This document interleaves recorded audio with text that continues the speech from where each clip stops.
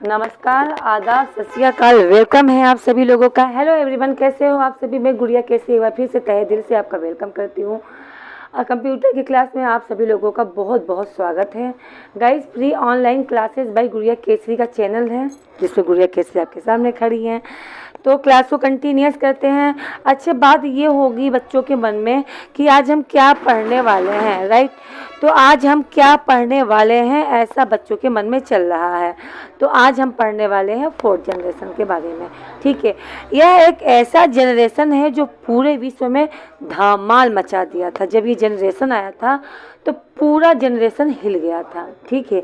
तो आज इसी जनरेशन के बारे में पढ़ेंगे और यहाँ से होती है हमारी लाइफ लाइन स्टाइल शुरू, यानी कि आपका टेक्निकल काम जो हुआ है, ठीक है। आपकी टेक्नोलॉजी जो बढ़ी है वो फोर्थ जनरेशन से बढ़ी है, ठीक है। और फिफ्थ जनरेशन तो चल ही रहा है, ठीक। तो चलते हैं, आज हम पढ़ने वाले हैं कंप्यूटर की क्लास में। सबसे पहले मैं लिख दे रही हूँ कंप्यूटर, क्लास का नाम है कंप्यूटर, ओके। और क्या पढ़ने वाले हैं?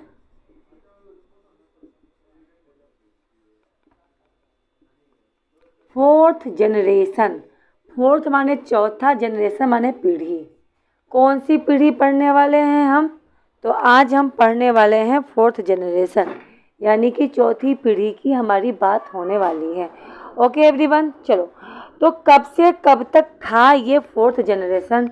मैंने बताया था थर्ड जनरेशन आपका 1964 से स्टार्ट हुआ था और 1974 तक चला था।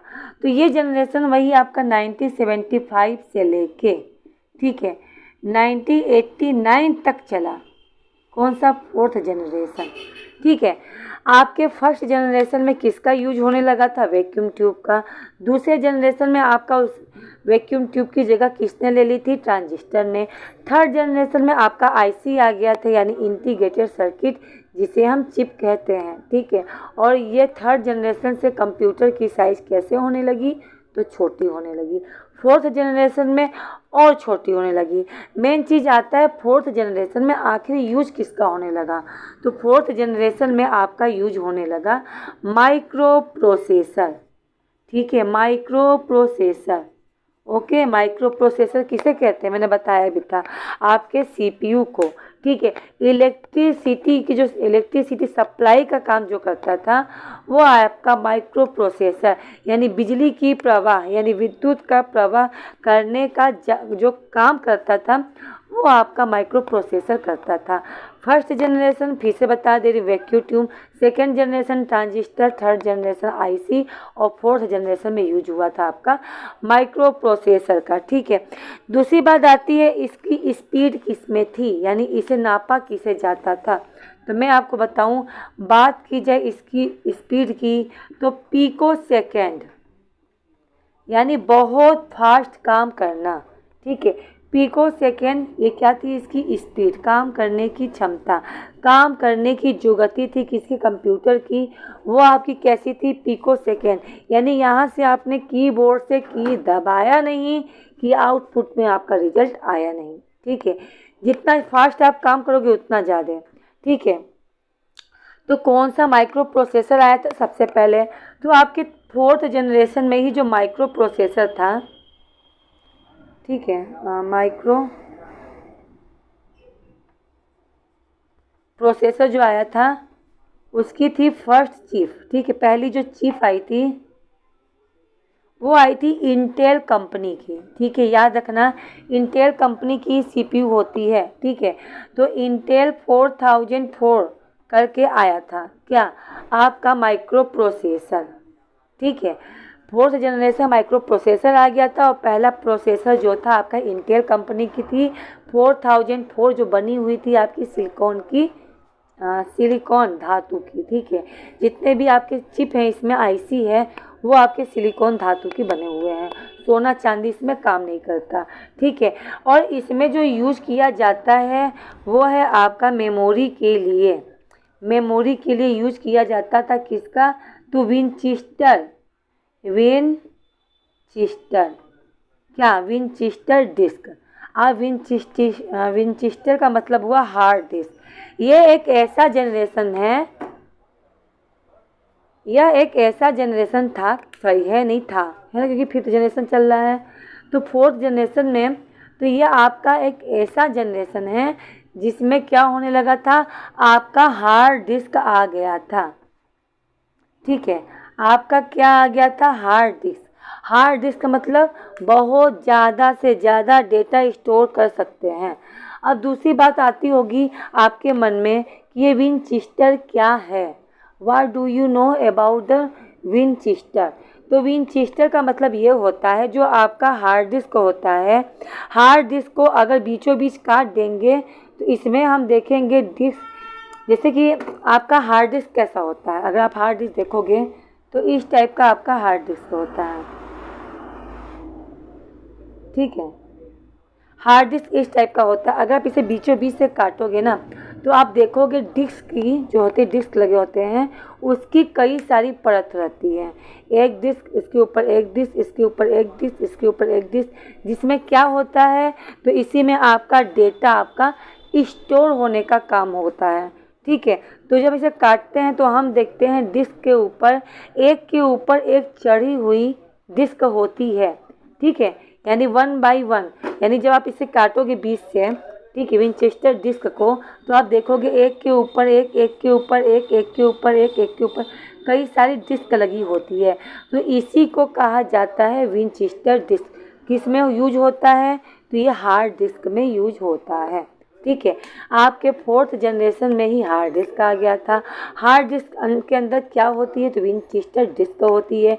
ये टोटल डिस्क कितने होते हैं, तो ये टोटल डिस्क होते हैं 1 2 3। ठीक है, इसी हार्ड डिस्क को हम सी ड्राइव के नाम से जानते हैं। ठीक है, आपने देखा होगा कंप्यूटर में हम जब भी विंडो वगैरह, जब भी जैसे आपने नया कंप्यूटर खरीदा या नया पीसी खरीदा या नया लैपटॉप खरीद रहे हो, ठीक है, जब भी आप उसे नया कंप्यूटर खरीदते हो सबसे पहले आप विंडो इंस्टॉल करते हो, है ना। तो जब विंडो इंस्टॉल करते हो तो वो देखते होगे कि ऑलरेडी सी ड्राइव में ही जाकर सेव होती है। क्यों, क्योंकि हमारे कंप्यूटर में लगा होता है हार्ड डिस्क, और हार्ड डिस्क जो ड्राइव होती है वो सी ड्राइव होती है। अब आप पूछोगे ए और बी ड्राइव क्यों नहीं यूज़ किया जाता, तो ए और बी जो ड्राइव है, तो हार्ड डिस्क के पहले ही आ गया था आपका फ्लॉपी डिस्क। अभी इसके बारे में बताऊंगी, आगे पढ़ाऊंगी। ठीक है, फ्लॉपी डिस्क, तो फ्लॉपी डिस्क में आपका ए और बी ड्राइव था, इसी की वजह से, ठीक है, हार्ड डिस्क जो बना उसे जो जगह दिया गया वो सी ड्राइव के नाम से जाना गया। ठीक है, यानी उसे सी ड्राइव ही कहते हैं। अगर कंप्यूटर में आपके, ठीक है, चाहे लैपटॉप हो चाहे कुछ भी हो, अगर सी ड्राइव आ रहा है तो इसका मतलब आपके कंप्यूटर में हार्ड डिस्क लगा हुआ है, जहाँ पर क्या होता है, सब कुछ उड़ जाता है, लेकिन सी ड्राइव में सेव किया हुआ डेटा नहीं उड़ता, क्योंकि आपका हार्ड डिस्क होता है। सब कुछ करप्ट हो गया, सब कुछ चल रहा है, अगर हार्ड डिस्क करप्ट हो गया तो सब कुछ समझो सब कुछ करप्ट हो गया, है ना। तो आपका हार्ड डिस्क मेन होता है। ठीक है, अच्छा, इसमें कैसा ऑपरेटिंग सिस्टम यूज होने लगा था, ये भी जानना बहुत ज़रूरी है, तो मैं आपको बता दूं।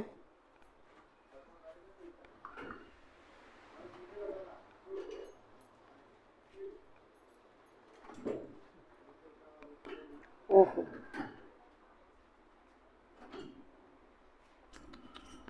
Just 1 minute guys, just 2 minute guys. चलो क्लियर है।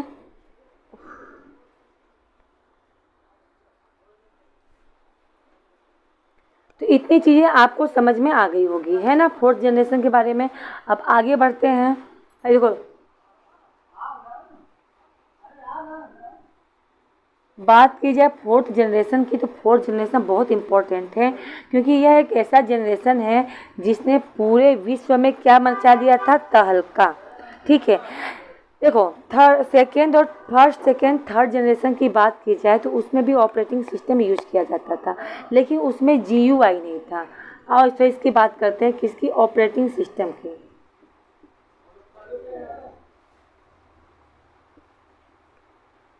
ऑपरेटिंग सिस्टम की बात की जाए तो इसमें आपका GUI, अब बोलोगे GUI क्या है, तो GUI का पूरा नाम होता है ग्राफिक यूजर इंटरफेस, ठीक है, इसका यूज होने लगा था। अब GUI क्या होता है? GU मतलब होता है ग्राफिक, ठीक है, यानी जैसे हम ग्राफिक्स में मतलब क्या होता है, जैसे कि अब आजकल के जो मोबाइल आ रहे हैं, आप अगर छोटे बच्चों को आज के मोबाइल को दिखा कर समझाना कोशिश करोगे ना, तो बच्चे बहुत आसानी से समझ जाते हैं। क्यों? क्योंकि उसमें ज़्यादा चीज़ लिखा नहीं होता है, उसमें ग्राफिक्स वगैरह ज़रूर होता है। जैसे बहुत सारे लोग ऐसे हैं जो अनपढ़ हैं, जो पढ़े लिखे नहीं हैं, मगर फिर भी वो एंड्रॉयड फ़ोन चला लेते हैं। क्यों? कैसे? जैसे कि हमें गाना सुनना है, तो आप देखते होंगे गाना का सिंबल इस तरीके से बना होता है, तो इंसान समझ जाता है, इसमें लिखा नहीं होता है ये म्यूजिक वगैरह है, सिंबल से इंसान समझता है अरे ये तो गाने वाला है, ठीक है।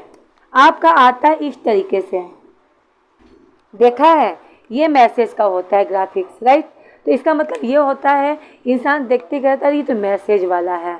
आपका F लिखा होता है, गोले में होता है, तो इंसान देखते कहता है ये तो फेसबुक का सिंबल है, राइट। G होता है तो इंसान समझ जाता है कि क्या है, गूगल है, ठीक है। G लिखा होता है, मेल लिखा होता है, इंसान देखते ही कह देता है ओहो ये क्या है, ये तो आपका Gmail है, राइट। अगर बात की जाए यूट्यूब की, इस तरीके से बना हुआ आता है। इस सिंबल, ये जो सिंबल है ना, इसी को कहते हैं ग्राफिक्स, यानी आपके 4th जनरेशन में ही ग्राफिक्स आ गया था। अब छोटे बच्चों को पहले वाला मोबाइल दे दो, कीपैड वाला, और उसमें समझाने की कोशिश करोगे तो उतना नहीं समझ पाएंगे वो, है ना। अगर आज का एंड्रॉयड फ़ोन मिल जाए और बच्चे को केवल समझा दो कि गाना सुनना है तो इस पर क्लिक करना, बच्चों को केवल एक बार समझाना पड़ता है। बच्चे इतने इंटेलिजेंट हो गए हैं आजकल के कि ग्राफिक्स को देख के ही समझ जाते हैं। मैं केवल बच्चों की बात नहीं कर रही हूँ, अगर कोई अनपढ़ इंसान भी है तब पर भी वो एंड्रॉयड फ़ोन को चला सकता है। तो किसके द्वारा ये चलाता है तो मैं बता दूँ, ये आपका GUI ही तो है। पहले के ज़माने में कंप्यूटर, इसके पहले के जो फर्स्ट सेकेंड और थर्ड जनरेशन था, उसमें किसका यूज़ करता था, तो उसके ऑपरेटिंग सिस्टम जो थे वो GUI नहीं थे, यानी कोई भी काम करना होता था तो हमें कमांड लिखना पड़ता था। फाइल को ओपन करना है तो ओपन का कमांड लिखो, फाइल को सेव करना है तो सेव का कमांड लिखो, नया पेज चाहिए तो उसका कमांड लिखो, फाइल को बंद करना है तो उसका मतलब कि कमांड लिखो। लेकिन 4th जनरेशन में ऐसी चीज़ें आ गई जो पूरे विश्व को हिला दिया था। तो सबसे पहले इसमें आया था GUI, ठीक है। और बातें करते हैं इसमें किस किस लैंग्वेज का यूज हुआ था, तो ये भी आप देख लो। देखो बच्चों, देखो गाइस, भाई जो भी देख रहे हो, ठीक है, आपको क्लास कैसी लग रही है जरूर से थोड़ा सा कमेंट जरूर किया करो कि क्लास में क्या चीज़ में कमी हो सकता है, मेरे क्लास में कुछ कमी हो, ठीक है। तो आप मुझे बता सकते हो कि मैम ऐसा है, या वॉइस की प्रॉब्लम है, या लाइट की प्रॉब्लम है, या समझ में नहीं आ रहा है, जो भी बात है आप मुझे बता सकते हो। तो कमेंट बॉक्स में आप लिखोगे क्लास कैसी लगी तो मुझे पता चल जाएगा, फिर उसके अकॉर्डिंग मैं आपका क्लास लिया करूँगी।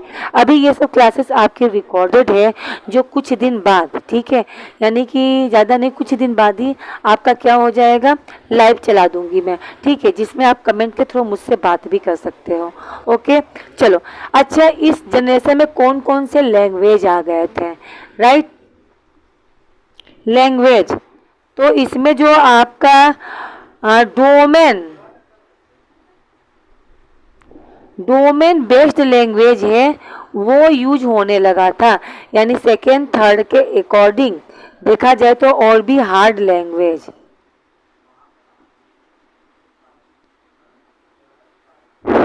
जैसे कि आपके एग्जाम्पल के रूप में लिख लो, माइक्रोसॉफ्ट की कंपनी है भाई जो MS ऑफिस बनाती है, ठीक है, MS ऑफिस के जो पेज होते हैं, ठीक है, उस तरीके का जो लैंग्वेज का यूज किया जाता है आपका SQL, ये लैंग्वेज यूज किया गया, ठीक है। अब इसका क्या नाम है, कैसे है, लैंग्वेज जब पढ़ाऊंगी तब बताऊंगी। सबसे पहली चीज़ इसमें जो यूज होने लगा था आपका IC का ही यूज होने लगा था, ठीक है, ठीक है, इसमें भी आपका यूज होने लगा था IC, ठीक है। पर ये IC दो प्रकार के थे, एक था आपका LSI और एक था आपका ULSI, ठीक है, दोनों में अंतर है। किसमें? आपके LSI में और VLSI में। ठीक है गाइस, समझ में आ तो रहा है ना भाई, चीज़ें क्लियर होनी चाहिए। U नहीं है, यहाँ V है। ठीक है, तो पहले आप ये देख लो, इतनी सारी चीज़ें मैं पढ़ा रही हूँ, ये मोस्ट इम्पॉर्टेंट है, NCERT बेस्ड है। जो चीज़ मैं बता रही हूँ एक बार याद रखना, कहीं भी पढ़ लेना, ये आपको कहीं पे भी नहीं मिलेगा, क्योंकि मैं बहुत जगह से छांट के कई बुकों का मिक्स करके, क्योंकि मेरे पास कंप्यूटर की एक बुक नहीं है, न जाने कितनी बुक है। क्या चीज़ है जो इम्पोर्टेंट है इस बुक में है, इस बुक में नहीं है, तो दोनों में कंपैरिजन करके मैंने ये क्लास बनाया है आपके लिए। इतनी मेहनत की है तो क्लास को बिल्कुल पढ़ना और इसके लिए एक लाइक ज़रूर देना। ठीक है, और इस क्लास को शेयर कर दो अपने दोस्तों को, फ्रेंडों को। भाई आप भी पढ़ो और सबको पढ़ाओ, है ना, क्योंकि सभी को लेके चलोगे तभी तो आगे बढ़ोगे। ठीक है, तो इसमें जो इंटीग्रेटेड सर्किट का यूज होने लगा था वो आपका LSI था। LSI का मतलब होता है लार्ज स्केल इंटीग्रेटेड सर्किट। ठीक है, और जो दूसरा था VLSI। VLSI का मतलब होता है वेरी लार्ज, यानी बहुत बड़ा, वेरी लार्ज स्केल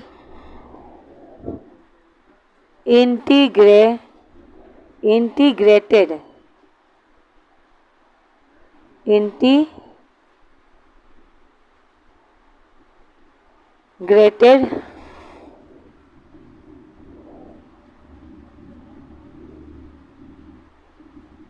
सर्किट। ठीक है, इसकी बात की जाए तो पहले वाले में लार्ज स्केल इंटीग्रेटेड सर्किट में, इसमें आपका 100 से लेके 1000 तक, ठीक है, ट्रांजिस्टर यूज किए जाते थे। ठीक है, इसमें भी ट्रांजिस्टर का यूज होता था। ठीक है, किसका यूज होने लगा था? तो ट्रांजिस्टर का यूज होने लगा था। ओके, चलो आगे बढ़ते हैं। और VLSI वेरी लार्ज वाले में क्या होने लगा था? बात आती है VLSI में कितना, तो इसमें आपका 1000 से लेके, इसकी बात की जाए तो इसमें 1000 से लेके 1 लाख तक आपके ट्रांजिस्टर का यूज होने लगा था।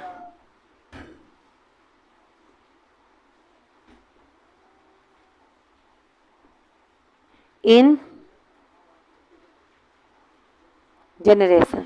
ठीक है, 4th जनरेशन में जो आपकी IC यूज की जाने लगी थी, इसे भी बढ़ा चढ़ा दिया गया था, यानी कि इसमें भी मॉडिफाई किया गया था, इसमें भी और भी चीज़ें बढ़ाया गया था। क्या क्या बढ़ाया गया था? तो आपका LSI में 100 से लेके 1000 तक के ट्रांजिस्टर यूज किए गए थे, लेकिन जो वेरी लार्ज थे, जो और भी बड़े साइज के थे, उसमें 1000 से लेके 1 लाख तक के ट्रांजिस्टर यूज किए जाते थे। किसके लिए? पावर सप्लाई के लिए। ठीक है, अच्छा आप देखोगे ना 4th जनरेशन में जो आपका माइक्रोचिप था, ठीक है, ये जो आपका माइक्रोचिप था, ये तो पता है आपको क्या था? ये CPU था। CPU के अंदर जो ग्रीन कलर की बोर्ड होती है उसे MB कहते हैं, राइट, मदरबोर्ड ही तो कहते हैं, या PCB कहते हैं, प्रिंटेड सर्किट बोर्ड। ठीक है, इसके बीचों बीच एक इंटेल की कंपनी होती है, कंपनी की बनी हुई चिप होती है, इसी को कहते हैं माइक्रो प्रोसेसर। इसमें जो लंबे लंबे निकले हुए हैं ना, इसे हम कहते हैं क्वाइल। ठीक है, यही आपका चिप है जिसे IC कहते हैं, यानी इंटीग्रेटेड सर्किट कहते हैं, और इसमें जो छोटी छोटी लाइनें निकली हुई हैं, ये आपका क्वाइल है। क्या है? क्वाइल है। अब पूछते होंगे, सोचते होंगे बच्चे, मैं ट्रांजिस्टर क्या होता है? तो छोटे छोटे यहाँ पे ऐसे हैं,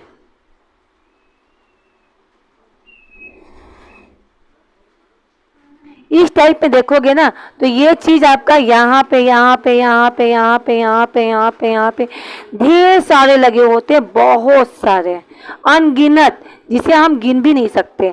तो यही आपके ट्रांजिस्टर ही तो होते हैं। अब आया समझ में? ये जो छोटे छोटे ऐसे बने होते हैं ना, यही आपके ट्रांजिस्टर होते हैं जो आपके सीपीयू में ढेर सारे लगे होते हैं। इन्हीं का यही ट्रांजिस्टर तो होते हैं जो क्या करते हैं, बिजली की सप्लाई करते हैं। जब हम पावर ऑन करते हैं सबसे पहले बिजली इनके पास आती है और ये धीरे धीरे करके चारों तरफ अपने हर जगह क्या करते हैं, बिजली को प्रवाह कर देते हैं, यानी कि बिजली को फैला देते हैं। आया समझ में? ठीक है, चीज़ें क्लियर हो रही हैं। चलो आगे बढ़ते हैं। अच्छा, दूसरी चीज, इसमें टाइप कैसा था, किस टाइप का था? तो भाई दुनिया चल रही है डिजिटल, तो इसकी भी जो टाइप होगी वो होगा डिजिटल, यानी डिजिटल की दुनिया ही आ गई थी 4th जनरेशन में भी। ठीक है भाई, डिजिटल की दुनिया तो आज भी चल रही है ना?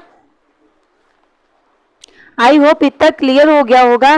4th जनरेशन बहुत बड़ा है, अभी मैं इसके बारे में और भी चीज़ें पढ़ाऊंगी, लेकिन आज नहीं कल। ठीक है, तो आज मैंने कहा था ना ज़्यादा लंबा क्लास नहीं लूँगी, क्योंकि ज़्यादा लंबा क्लास लेने से बच्चे हो जाते हैं बोर, और मुझे बोरिंग बिल्कुल नहीं करना है। मैंने एक क्वेश्चन पूछा था, आपको आंसर देना है। मैंने कल का पहेली था कि एक पेड़ में 32 पत्ते, बताओ क्या है? तो उसका आंसर तिथ था। तो आज का क्वेश्चन जो है वो आपका ये है, आपको ये बताना है वह कौन सा कपड़ा है जो कभी नहीं सूखता। आप सोच समझ के बताओ, हमारे शरीर में ही है ऐसा कौन सा अंग है जो कभी सूखता ही नहीं है। ठीक है, एक कपड़ा जो कभी नहीं सूखता। ठीक है, तो आई होप क्लियर हो गया होगा। ठीक है, माइक्रो प्रोसेसर आ गया था आपका, जो एक इंटीग्रेटेड सर्किट चिप होती है। राइट, तो क्लास कैसी लगी है? जो कमेंट बॉक्स खुला हुआ है, कमेंट बॉक्स में ज़रूर कमेंट लिख के बताना। लाइक का बटन आपके सामने है, लाइक का बटन दबाना और साथ में शेयर भी करना। ठीक है, बिल्कुल स्टार्टिंग से पढ़ा रही हूँ, अभी जनरेशन पढ़ा रही हूँ, अभी 4th जनरेशन कल ख़त्म हो जाएगा, फिर 5th जनरेशन है, फिर वेरियस ऑफ कंप्यूटर है, टाइप्स ऑफ कंप्यूटर है, बहुत सारी चीज़ें हैं और बहुत सारी चीज़ पढ़ाऊँगी, और जो कि बिल्कुल डीपली है और जो कि बिल्कुल फ्री है। ठीक है, तो मैं चाहती हूँ आप भी पढ़ो और सबको पढ़ाओ, सबको पढ़ने दो, सबको बताओ। तो आज के लिए इतना ही, मिलते हैं कल की क्लास में। Okay, bye bye guys.